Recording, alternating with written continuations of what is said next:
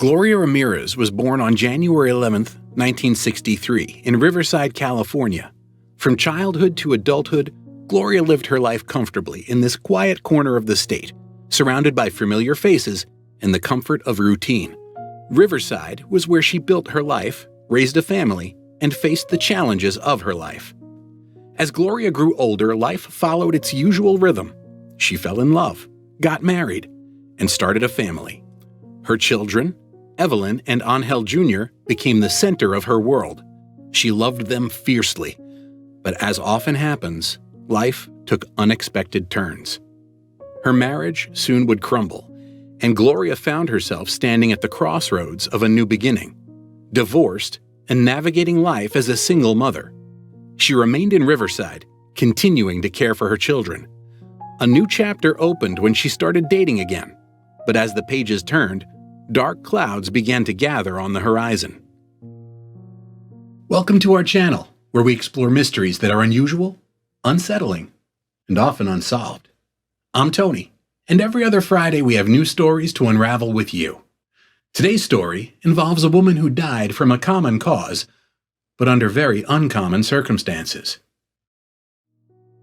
The year was 1993, a few weeks shy of Gloria's 31st birthday, when a shadow fell over her life, devouring every glimmer of light. It was at this point that all meaning got stripped from her life, and all her hopes for a future appeared with a big question mark in front of them. A visit to the doctor confirmed the worst: cervical cancer.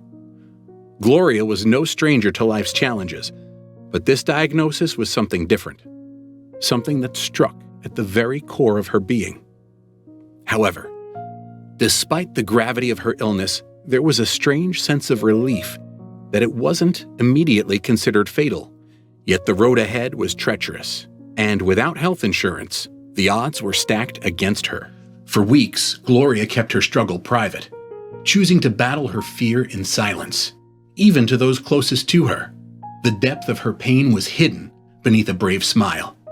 The cheerful, loving woman that everyone knew had become a fortress of secrecy, locking away her fears behind walls only she could see.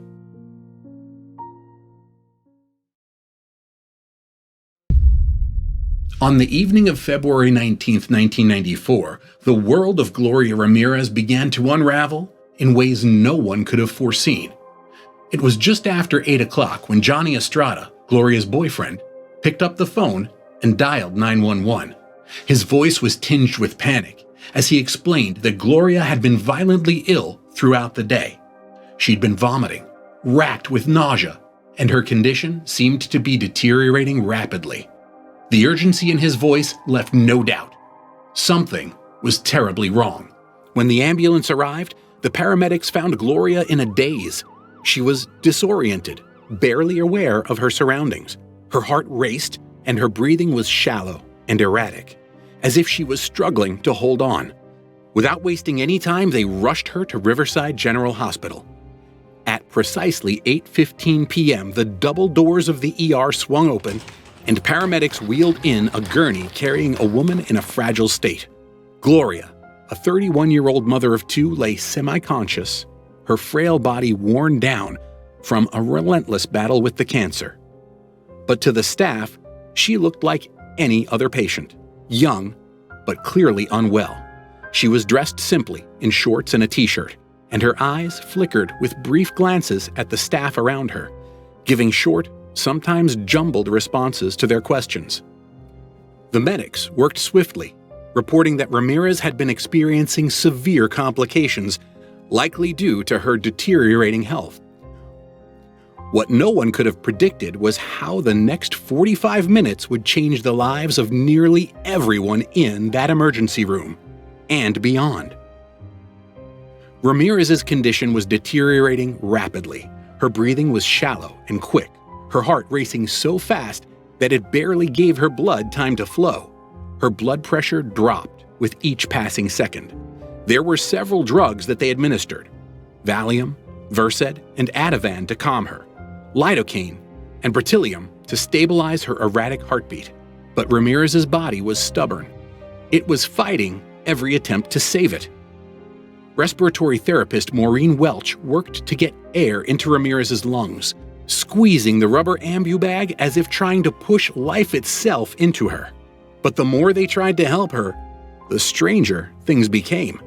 The situation still appeared relatively routine.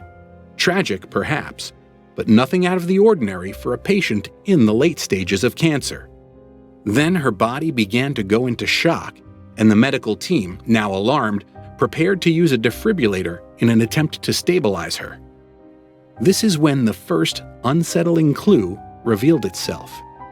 It was at this critical moment that something truly bizarre happened, something that would baffle the medical world for years to come. As the defibrillator paddles touched her skin, the hospital staff began to notice that Gloria's body was emitting a strange sheen. Her skin glistened unnaturally, as if coated in an oily substance, an oily film that couldn't be explained by mere perspiration. And then came the smell, a pungent, almost overpowering odor that wafted from her mouth. It wasn't the sterile smell of antiseptics or the usual odors of a hospital room. It was something much more unusual. Some described it as fruity, while others said it was more akin to garlic. Whatever it was, it didn't belong there.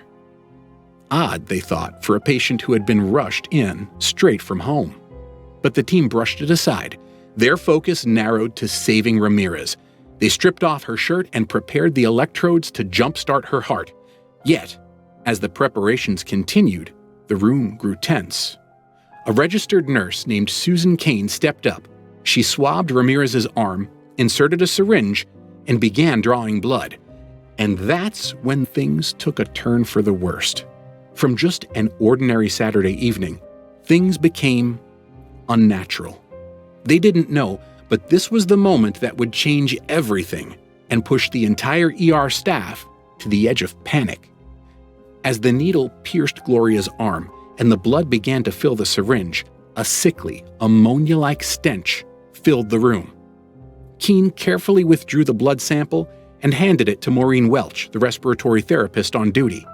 Welch, too, noticed the odor almost immediately. She examined the vial of blood closely, noticing something even more strange. Small, pale particles seemed to be floating in the blood, almost as if the liquid itself had crystallized in places. The stench of ammonia was undeniable now, as if an invisible cloud hanging in the room. Without saying a word, Welch passed the syringe to Dr. Julie Gorczynski, a medical resident. As Gorczynski inspected the sample, she confirmed what the others had seen. Tiny yellowish particles, almost like sand, suspended in the crimson liquid.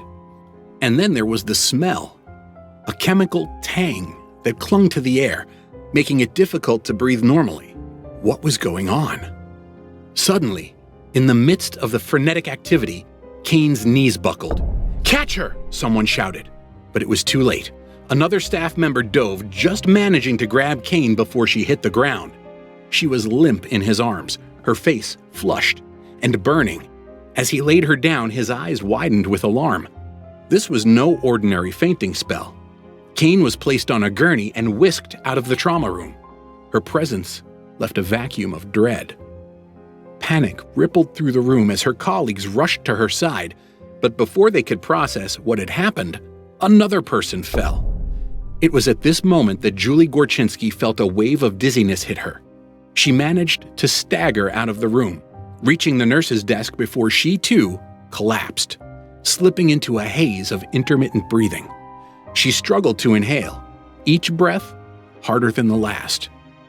Everything was happening so quickly. People crowded around, eyes wide with horror as she convulsed, her body betraying her in rhythmic spasms. Gorczynski was the second to fall. The eerie domino effect rippled through the staff, spreading a silent terror. And it didn't end there. Back in the trauma room, Maureen Welch felt her own body starting to fail. She couldn't remember exactly what happened, only the feeling of someone's scream tearing through the room before darkness overtook her senses. When she finally opened her eyes, she couldn't control her limbs. A cold realization hit her.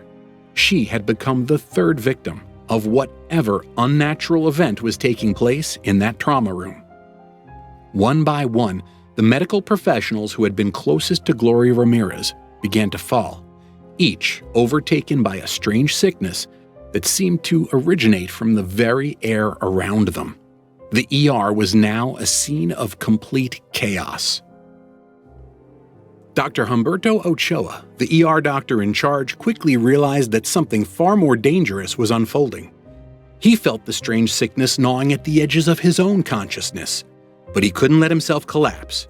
Too many lives depended on him. Struggling to maintain his composure, he ordered an immediate evacuation of the emergency room. Patients and staff alike were hurriedly moved to the parking lot, away from whatever was poisoning the air inside. The staff, now outside in the cold night air, were in shock. They stripped down to their underclothes, stuffing their potentially contaminated garments into hazmat bags provided by the hospital's emergency response team. The sight was surreal. Doctors, nurses, and patients standing in the hospital's lot, shivering in the dim light, staring at one another in disbelief. But inside the hospital, the nightmare wasn't over. Gloria Ramirez still lay on her stretcher in the midst of these strange happenings, her condition worsening by the minute. A secondary team of doctors, outfitted in full protective gear, re-entered the ER to tend to her. But despite their best efforts, nothing could be done. Ramirez's heart had stopped, and after several attempts to revive her, at 8:50 p.m. on February 19, 1994, they were forced to declare her dead. The official cause of death was listed as kidney failure, a complication related to her cancer. But the strange occurrences surrounding her death left far more questions than answers. How could a seemingly routine emergency call turn into something so inexplicable? What was the oily substance on her skin, the strange smell from her mouth, and the crystals in her blood? And most chilling of all, what had caused 3 trained medical professionals to collapse in her presence? The answers to these questions were not even close to what the world expected.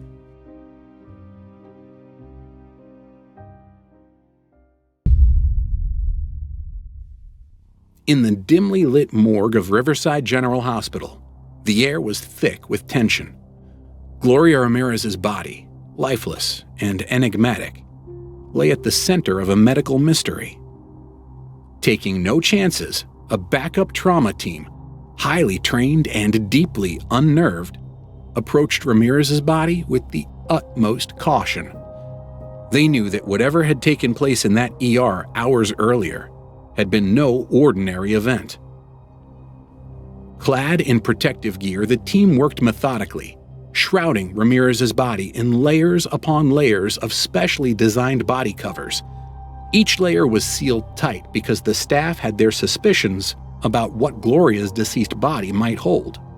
Her body was then placed in an aluminum casket, a cold metallic tomb that would further isolate the unknown dangers within.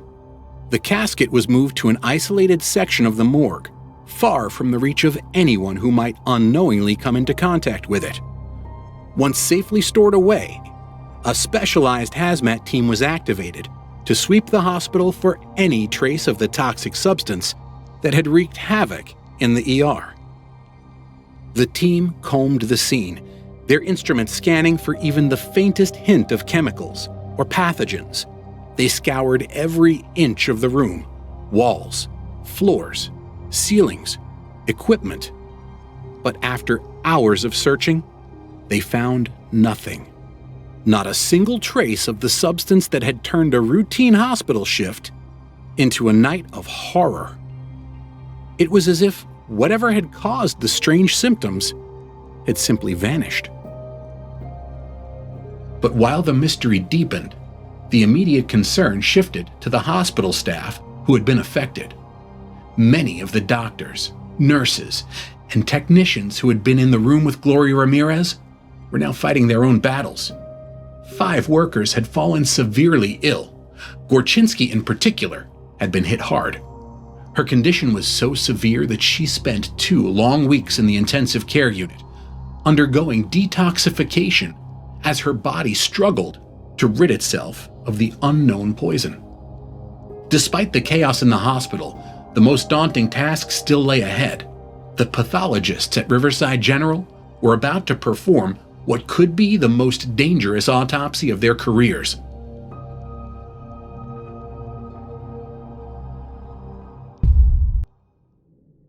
They approached the body of Gloria Ramirez with both dread and caution, knowing they were about to examine what they believed could be a ticking time bomb, a canister of potential nerve gas harboring an unidentified pathogen or chemical agent, because the hospital believed that whatever toxin was in that trauma room came directly from Gloria. The hospital facility could not be at fault. As they suited up in airtight moon suits, their faces were obscured by heavy visors, and their voices came through muffled respirators. They knew they had to act quickly. Any prolonged exposure to the body could potentially spell disaster. Inside the sealed, airtight room, the pathologists moved with precision.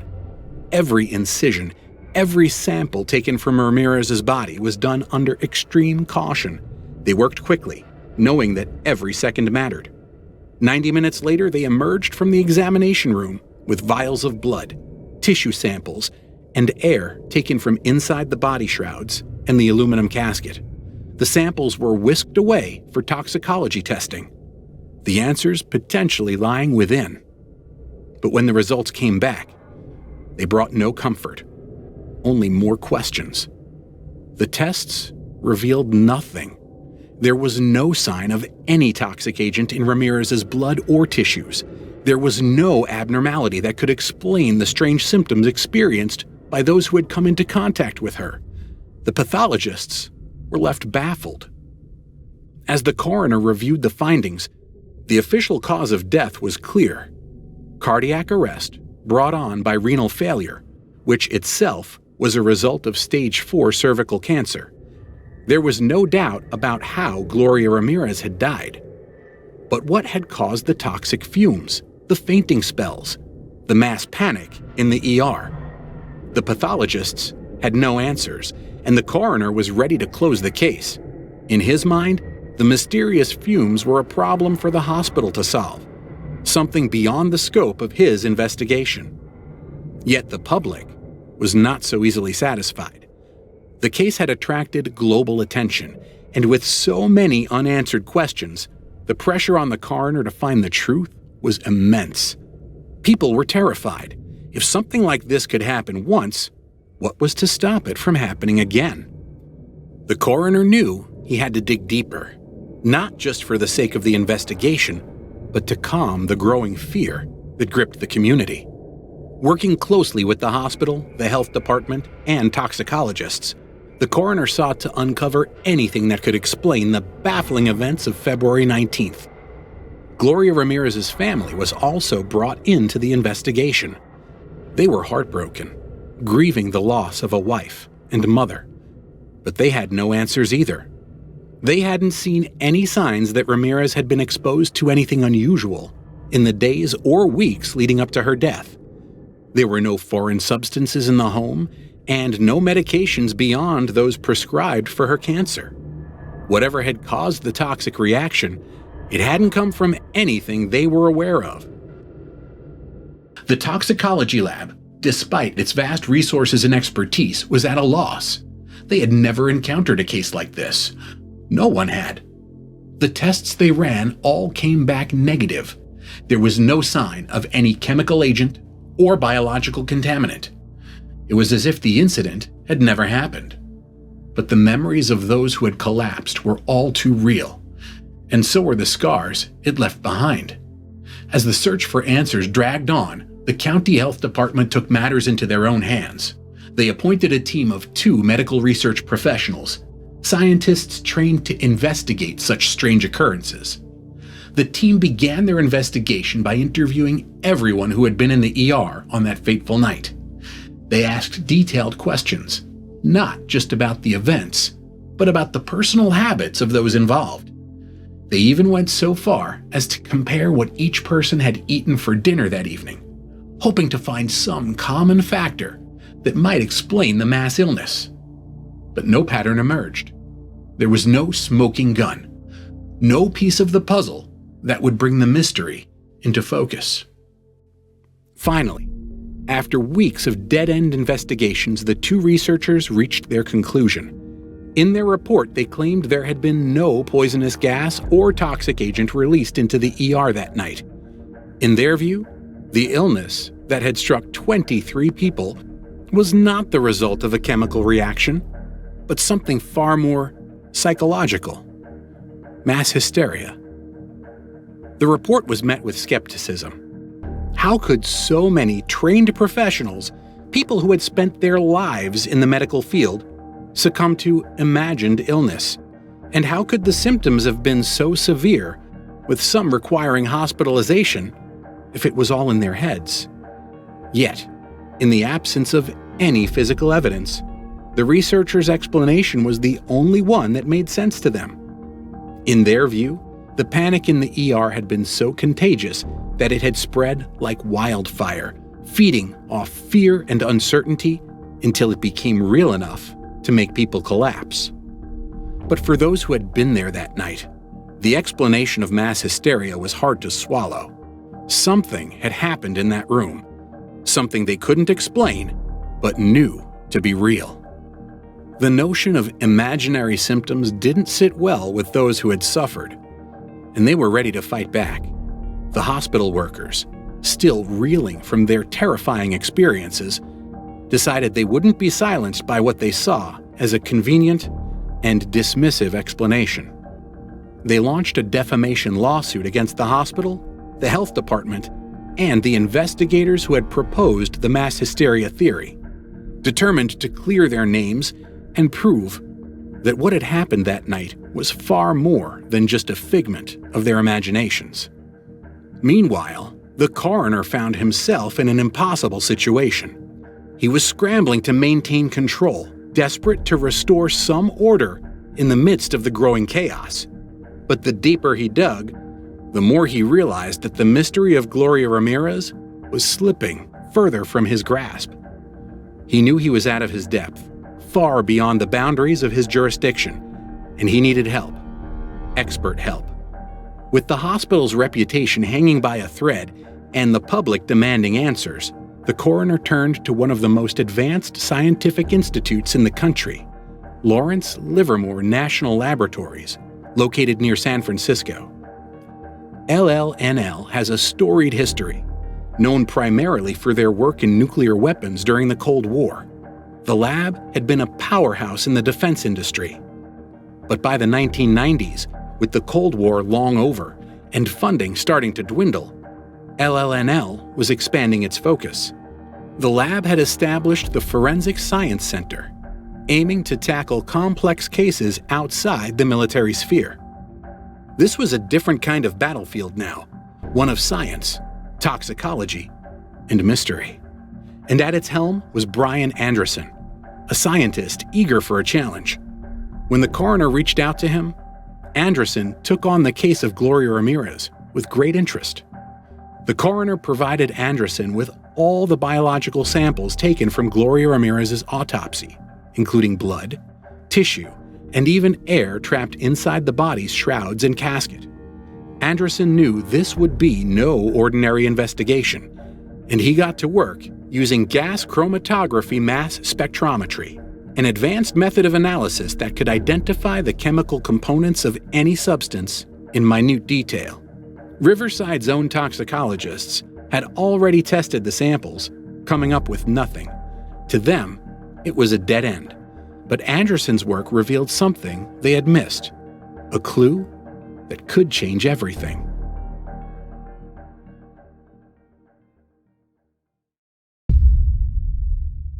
Traces of dimethyl sulfoxide were found in Ramirez's system. While not a large amount, it was enough to catch his attention.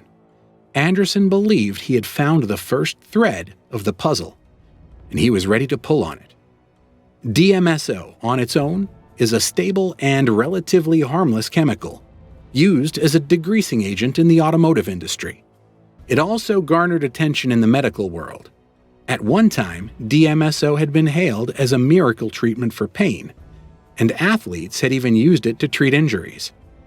However, prolonged use had serious side effects, including blindness, and the FDA had shut down its medical use. Still, a small, cult-like group of people continued to use it, applying it topically or ingesting it for various ailments, including cancer. Anderson's theory began to take shape. What if Gloria Ramirez had been self-medicating with DMSO, hoping to find some relief from her terminal illness? According to Anderson, if this chemical had been in her system and she was suddenly exposed to the intense oxygen therapy provided by paramedics and hospital staff, it could have triggered a series of reactions that no one could have anticipated. Here's where things got complicated. Under normal conditions, DMSO would pose no threat. But when large amounts of oxygen were introduced into Ramirez's body, first in the ambulance and later in the ER, the DMSO may have transformed.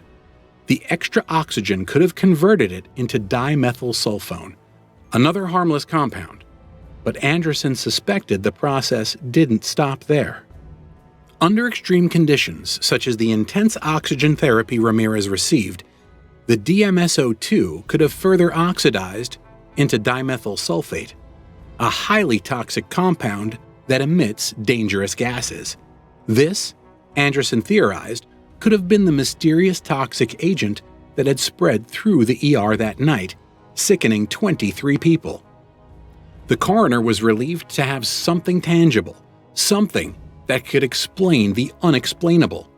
He quickly added Anderson's findings to the official report, concluding that while dimethyl sulfite may have been released during Ramirez's treatment, it had nothing to do with her death. Her heart had failed due to kidney failure caused by her advanced cervical cancer. Yet the theory of the toxic gas, though unrelated to her death, provided a compelling explanation for the bizarre symptoms experienced by the hospital staff. But not everyone was convinced. While some scientists embraced Anderson's theory as the answer they had been searching for, others were deeply skeptical. World-renowned toxicologists began to raise objections, pointing out that the chemical reaction Anderson proposed was nearly impossible under the conditions in the ER. No amount of oxygen administered to Ramirez, they argued, could trigger such a reaction in her body. To complicate matters further, Ramirez's family vehemently denied that she had ever used DMSO. There were too many questions left unanswered and too many gaps in this seemingly neat explanation. Doubt began to creep in once more, and it wasn't long before experts started to poke holes in the DMSO theory. A letter to the editor by a toxicologist named De La Torre raised several troubling points, casting a long shadow over the idea that dimethyl sulfate was responsible for the ER catastrophe. One of the first red flags was the absence of crucial information about Gloria Ramirez herself. When had she taken the DMSO? How much? There was no mention in the report of any specifics that could confirm whether she had actually been using the substance. Moreover, the fact that she was in renal failure should have led to an accumulation of DMSO2 in her kidneys, yet none was found during the autopsy. The very substance that was supposedly the smoking gun had left no trace in the organs where it would have gathered in the highest concentrations. And then there was the glaring issue of dimethyl sulfate itself. If DMSO4 had been present in the ER, why hadn't it shown up in any of the tests? The GCMS analysis conducted on Ramirez's blood and tissue samples revealed no sign of the deadly compound. How could a chemical that had supposedly poisoned multiple people be completely absent from the body of the person who had been the source of the exposure? It didn't add up. Even more puzzling was the inconsistency of the symptoms. If dimethyl sulfate had been responsible, why had only some of the healthcare workers fallen ill? The paramedics who first treated Ramirez had drawn her blood and even spilled some of it, yet they showed no signs of exposure. Why had the effects seemingly taken so long to manifest in the ER, while the paramedics had been spared? The timeline was another problem. Dimethyl sulfate poisoning typically causes delayed symptoms, often taking up to 6 hours to appear. Yet the ER staff began to feel ill almost immediately after coming into contact with Ramirez. How could this be? The rapid onset of their symptoms didn't match what was known about DMSO4 poisoning, further muddying the waters. Perhaps the most damning blow to the DMSO theory was the temperature issue. Dimethyl sulfate is unstable at temperatures above 64 degrees Fahrenheit, quickly breaking down into harmless components like methanol and sulfate. The ER was certainly warmer than that, meaning that any DMSO4 present should have hydrolyzed before it could cause harm. The conditions needed to sustain the toxic compound simply didn't exist, leaving the theory hanging by a thread. Despite these glaring issues, the theory persisted, propped up by the desperate need for closure. The original researchers had admitted that their hypothesis was built on speculative grounds, requiring extraordinary oxidizing conditions to occur.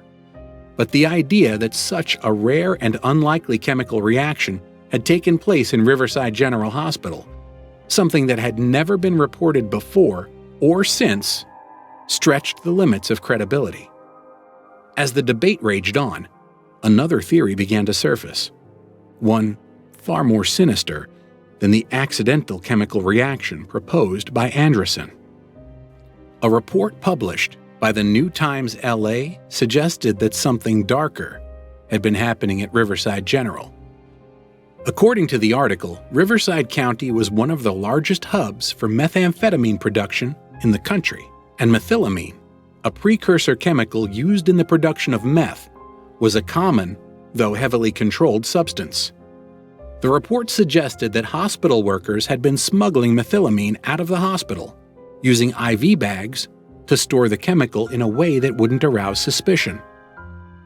The theory proposed that one of these bags destined for the black market had accidentally been administered to Gloria Ramirez. When the methylamine came into contact with oxygen in the ER, it rapidly turned to gas, poisoning the air and sending the medical staff into distress.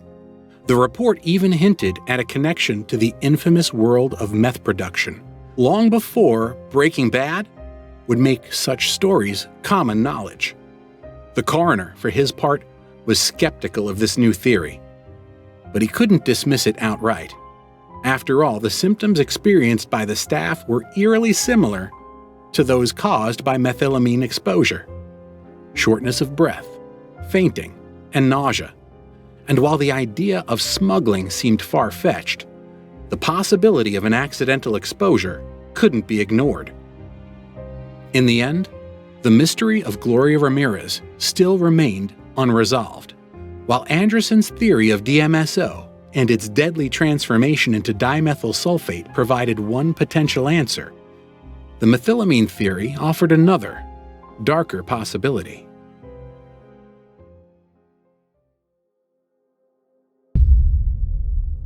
Right in between all the theories that the experts were coming out with, Gloria's family pointed to a much simpler, if disturbing, cause: the hospital itself. The Ramirez family believed that hazardous conditions within Riverside General Hospital were to blame.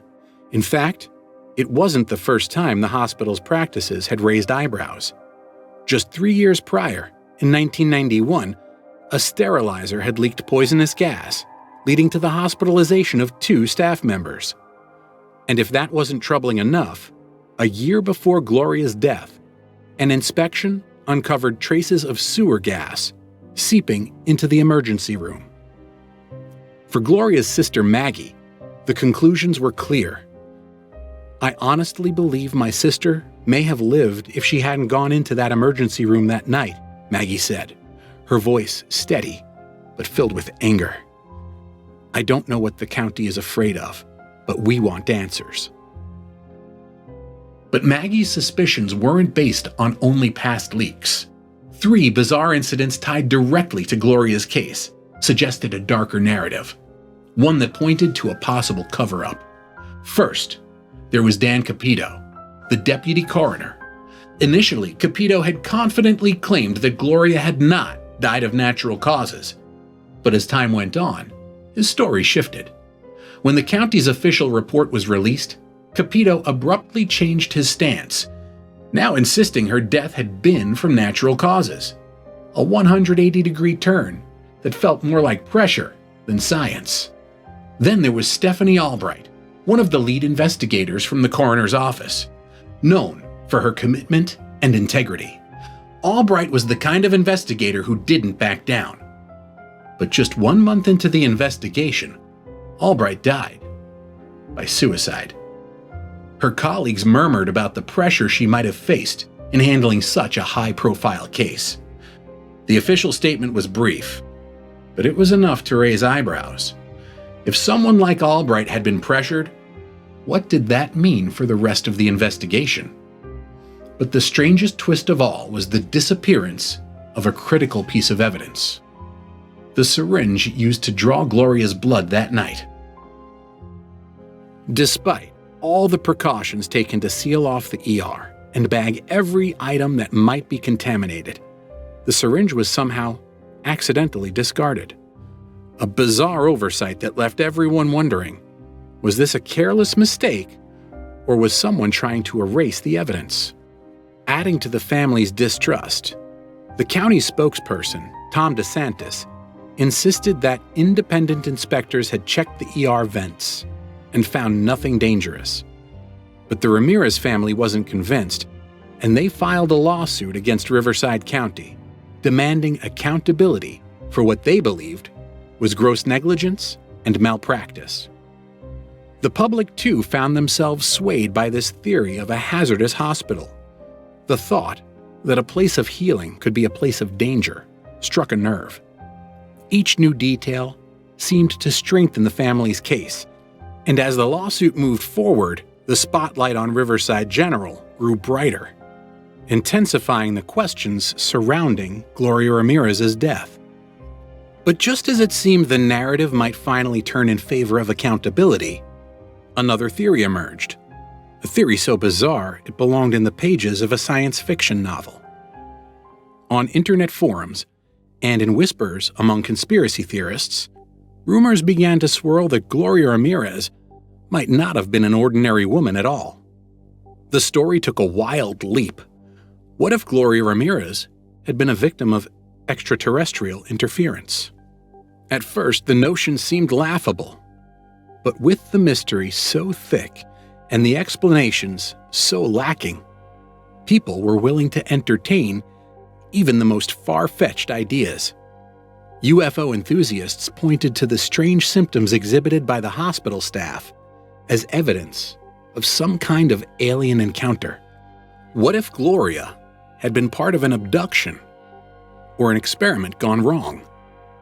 The idea caught like wildfire.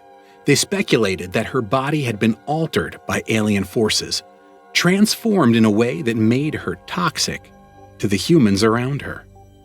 Her garlicky odor, the strange sheen on her skin, the ammonia scent in her blood were all seen as signs of extraterrestrial interference. Theories grew wilder. Some suggested that Gloria had been returned to Earth with a foreign substance in her system that triggered a biochemical reaction, affecting anyone who came into close contact with her. Of course, most dismissed the alien theory as pure fantasy, but it became impossible to ignore the public's fascination. Radio hosts debated it, and articles surfaced discussing it. People wanted to believe, especially when other theories fell short.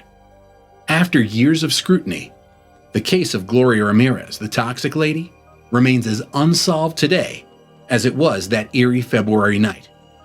Was it a storm of medical anomalies, a lethal concoction of household chemicals, or a grim reflection of the hospital's dangerous conditions?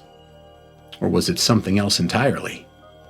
The dimethyl sulfoxide theory is the only one that still stands to this day, but the truth remains uncertain.